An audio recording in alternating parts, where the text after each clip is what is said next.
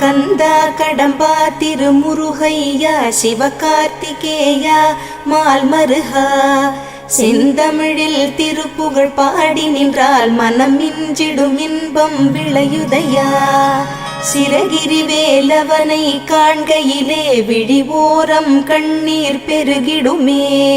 கந்த சஷ்டி கவச்சம் போதுவோர்க்கு கந்தன் கருணை என்றும் துணை வருமே. பங்குனி உத்திர நாளினிலே உனை நினைந்தே காவடி சுமந்து வந்தோம்.